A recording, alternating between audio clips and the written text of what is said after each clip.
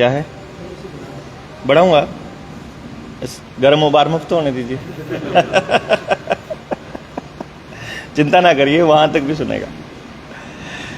तो आदरणीय शास्त्री जी, बाकी सभी मौजूद सारे क्रांतिकारी साथियों, सबको हाथ जोड़कर नमस्ते मेरे। देखिए, जैसे सरपंच साहब ने बताया आपको कि हम लोग यहां बैठे इसलिए क्योंकि हमें षड्यंत्र समझ आ गया। आपने जैसे बताया कि डबास साहब आपको लगातार बताते रहते हैं और आपको आधी सारी चीजें पता है, इसलिए षड्यंत्र पर हम सबसे कम बात करेंगे। वो इसलिए कि उसके चरण इतने ज्यादा हैं, एक एक चरण पे अलग अलग बात हालांकि करी हुई थी, लेकिन वो चैनल्स उठ गए, वो दोबारा से डालेंगे, वीडियोस पड़ी हुई हैं अपने पास, तो आपको एक एक चीजें क्लियर हो जाएंगी अलग अलग। मोटे तौर पे अगर कोई आपसे ये पूछता है ना कि सरकारें क्यों करेंगी आपके साथ ऐसा, सरकार आपके साथ गलत क्यों करेगी, उसका एक सिंपल जवाब है एक ही लाइन में, सिर्फ सरकारें नहीं, जो आदमी सरकारों को कंट्रोल कर रहे हैं, जो आदमी उनको फंडिंग दे रहे हैं, जो आदमी उनको बनाने में सहायक रहते हैं, जो उनका पोषण करते हैं, केवल सरकारों को नहीं, एक सरकार को नहीं, उसके विपक्ष को भी, आने वाले जो लगता है कि ये आने वाले वक्त में बड़ी ताकत बनके उभरेंगे, उनको भी। ये लाइन सबसे इंपॉर्टेंट है, तीसरे वाली, जो उनको लगता है आने वाले वक्त में वो ताकत बनकर उभरेंगी, वो उनके बीच भी अपने लोगों को घुसा देते हैं और उसके बाद उनको भी मैनेज करना शुरू करते हैं और उनको भी वो देना शुरू करते हैं कि तुमको चाहिए क्या, मतलब क्या चाहिए। मान लीजिए मैं महत्वाकांक्षी आदमी हूं, मुझे कुछ नहीं करना है, भाड़ में जाए मेरे साथी, मेरे लोग जिनके साथ संघर्ष किया था मैंने, मुझे अगर मेरा पर्पस शुरू से यह था कि मुझे तो केवल एमएलए बनना है या पार्लियामेंट में जाना है, तो वो आपसे सिंपल ये पूछेंगे चाहिए क्या, आपको पैसा चाहिए, बोल कितना चाहिए, तेरा कंपनी में इन्वेस्ट करते हैं, तू एक स्टार्टअप शुरू कर, तेरे को इन्वेस्टर मिल जाएगा। तूने सोचा भी नहीं होगा कि यहां स्टार्टिंग ही हम लोग 5 करोड़ से 10 करोड़ से इन्वेस्टमेंट से करेंगे, पहले ही दिन BMW आपके नीचे होगी कंपनी के खर्चे पर, कोई टैक्स का चक्कर नहीं है, लोन जो दे दिया सब्सिडी हो जाएगी 90%, टेंशन नहीं है तेरी, पैसा मिल गया। उसको चाहिए, पैसा नहीं चाहिए, तो मुझे तो ऐशो आराम करना है, बड़े होटलों में घूमना है, मुझे मतलब सारे के सारे जितने व्यभिचार हैं संभव वो सारे के सारे करने हैं, तो ले तेरे लिए ये और रास्ते खोल दिए, ये 4 आदमी हैं, जब चाहिए जो चाहिए मंगवा लो इनसे। तुमको सत्ता में जाना है, हम लेके जाएंगे, मीडिया पे 4 इंटरव्यू बढ़िया से करो, अच्छे से सवाल पूछो, नेशनल मीडिया पे आप बन गए फेस। क्या लगता है फेस बनने के बाद आपको एक पार्टी से टिकट दिलानी है और आप हो गए नेता और आप हो गए पार्लियामेंट के मेंबर, और मतलब आपको क्या चाहिए वो ढूंढते हैं। तो एक तो यही कारण था, हमने राज भाई को भी बोला था कि भाई बेशक फोन करके मत बुलाना किसी को भी, ओपन कॉल देना। हमने ओपन कॉल दी है, पलवल में कितने सारे साथी हैं, जब शास्त्री जी बोल रहे थे कि वो हमारे साथ में थे तो और भी तो साथी थे पलवल के, वहां पे बहुत साथी हैं, हमने किसी को भी कॉल नहीं किया है, केवल इसलिए कि जिनके दिल में वही दर्द है जो हम लेके चले हुए हैं। अगर आप भी वही लेके चले हुए हैं तो फिर हमें और कुछ नहीं चाहिए, फिर हमें सिर्फ आप लोग चाहिए। और फिर उसके बाद हमें अपना दृष्टिकोण साफ करना है, फिर हमें अपना मिशन क्लियर करना है, और फिर जिस दिन ये डिक्लेयर हो जाए कि आपको भी वही चाहिए जो हमको चाहिए, फिर दिलो जान से हम आपके लिए और आप हमारे लिए दिन रात खड़े हैं फिर 24 घंटे।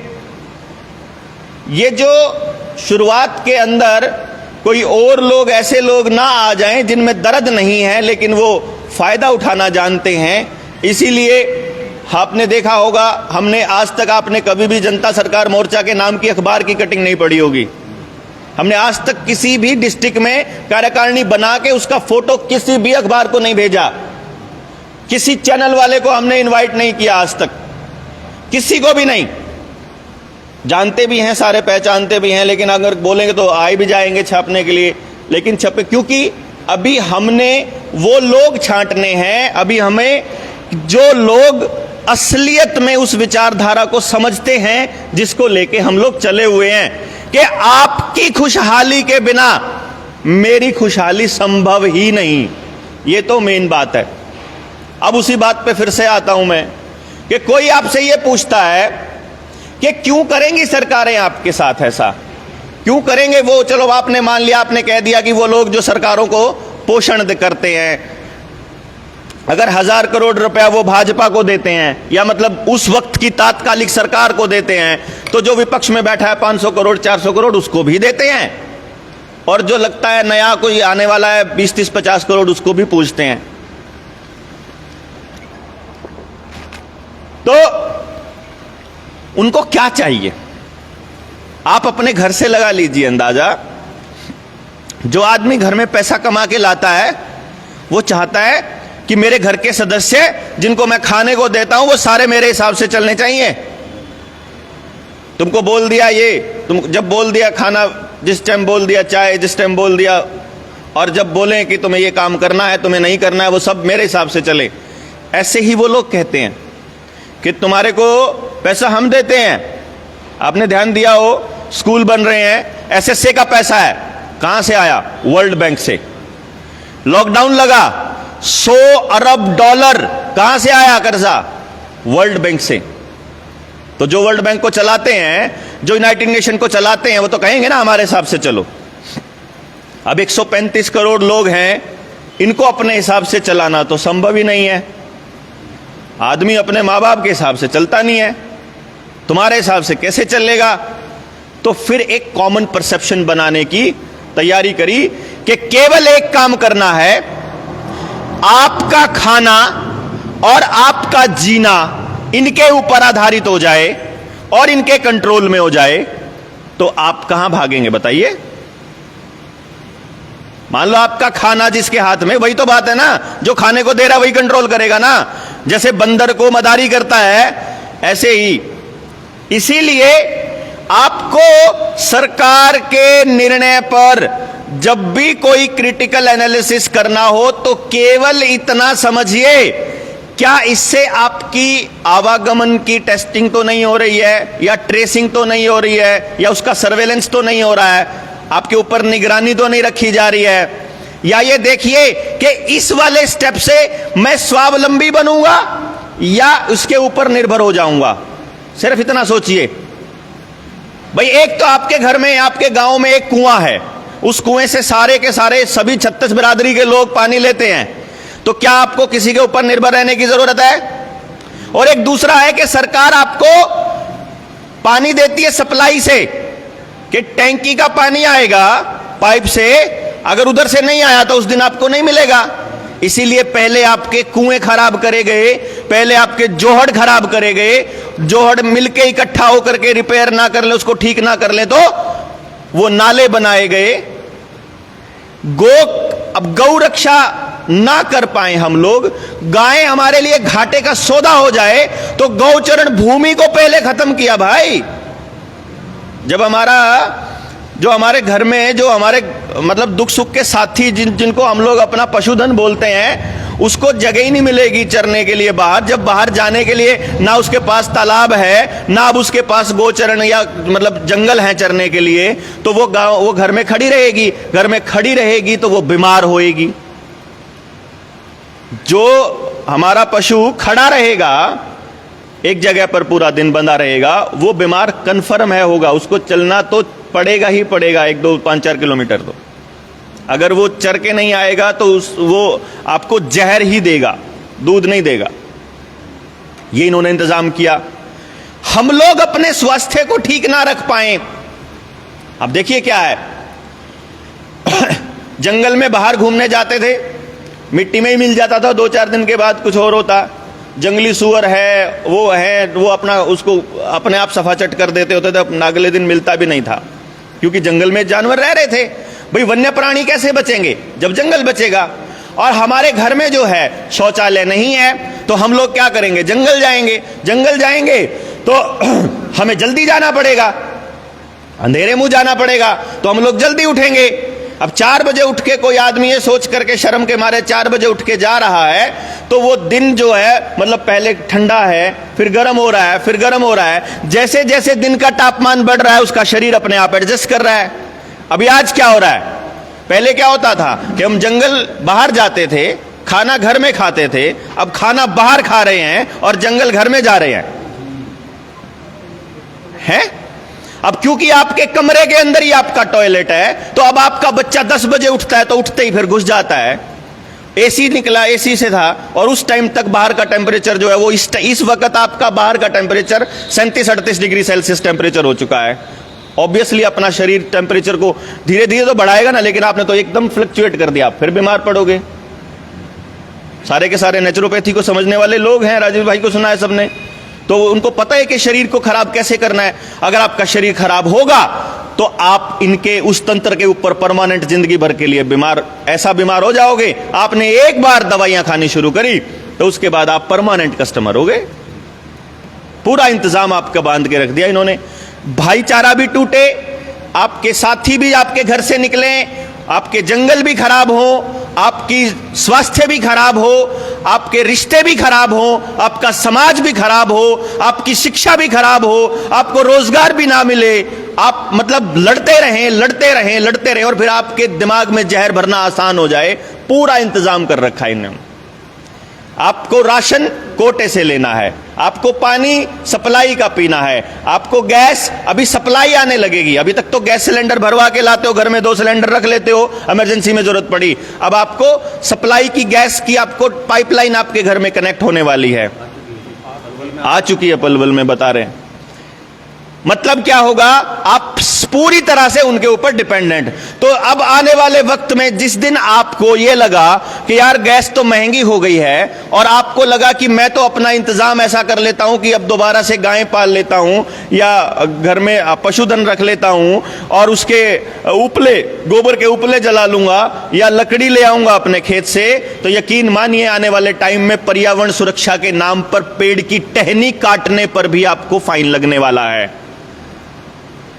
आप अगर गोसा जलाओगे, अगर आप उपले जलाओगे, तो आपके ऊपर इतना भारी फाइन कर देंगे कि आप जलाने की हिम्मत ही नहीं करोगे। याद है ना, किसान के ऊपर पराली जलाने पे 1 करोड़ का जुर्माना इसी सरकार ने।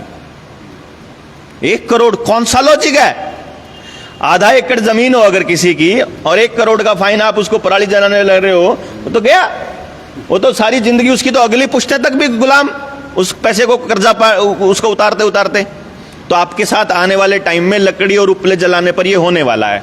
राजस्थान और गुजरात में अभी 15 दिन पहले कानून पास हो चुका है, 1 से ज्यादा गायें आप रख ही नहीं सकते हो। एक पशुधन, अगर उसने बछिया दे दी तो कमर्शियल कनेक्शन लो फटाफट, समझे?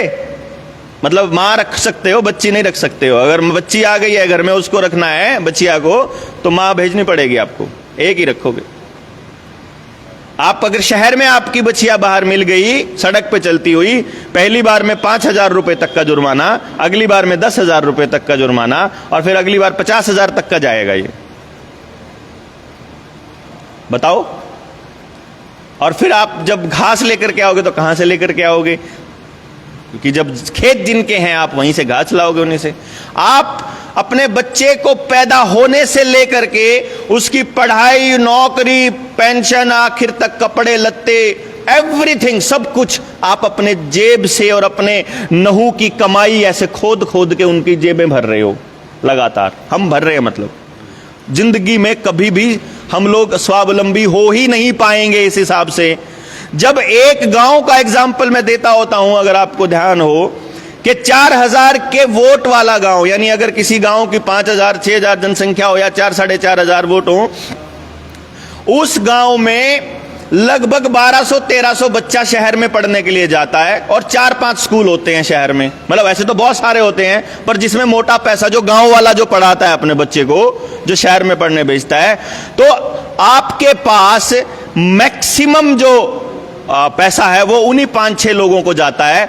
और 1300 लोग अगर आते हैं तो एवरेज 3-4 हजार की निकल, क्योंकि किसी किसी स्कूल की फीस 10,000 भी जाती है, किसी की 2-2.5 हजार भी है। तो हमने ये कैलकुलेट किया था कि 53 लाख रुपया एक गांव से शहर में 5 मालिकों के घर जा रहा है।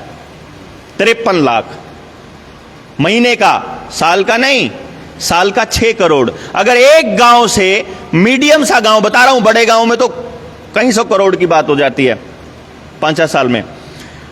अगर एक गांव से 6 करोड़ रुपया अगर शहर जा रहा है गांव से, उसी गांव के अंदर 2 सगे भाइयों का यह हाल कर रखा है कि बड़ा भाई जो है वो 3 रुपए किलो सब्जी बेच के आता है, सुबह गोभी बेच के आता है मंडी में, और उसका छोटा भाई जिसने बीच में दीवार खींच रखी है वो उसी मंडी से 15 रुपए किलो खरीद के वापस लाता है।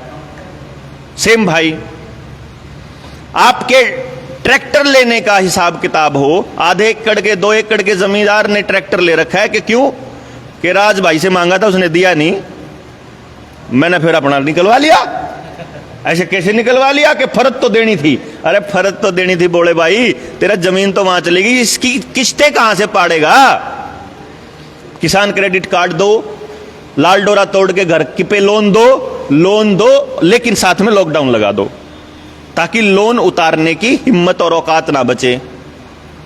अब क्या हो गया, एवरीबडी, जिसने भी ये सोचा था कि जनधन योजना या मेक इन इंडिया या स्टार्टअप के नाम पर लोन ले लेते हैं, उस दिन आपको याद नहीं है, पूरे षड्यंत्र के तहत 22 मार्च 2020 को जब षड्यंत्र के तहत लगा था लॉकडाउन, आपको क्या लगता है कि 22 मार्च कोई बीमारी के आने की तारीख थी या कोई और था?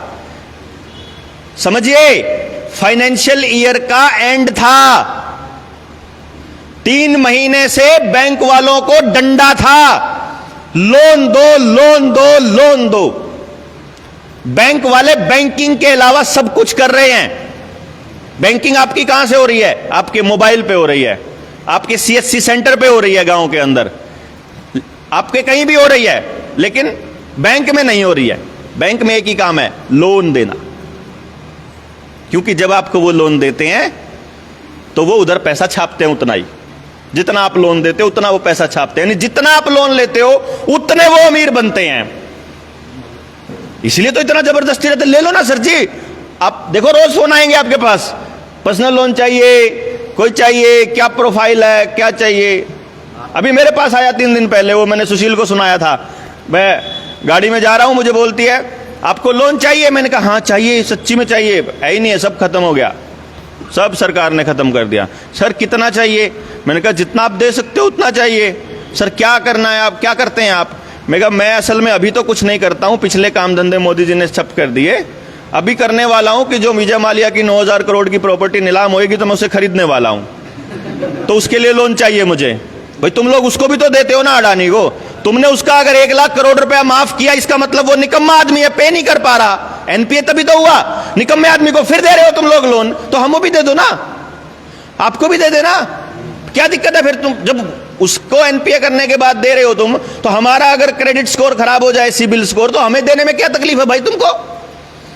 वो जो रेलवे प्लेटफॉर्म बेचने वाला है, वो इसको भी तो लोन दोगे ना।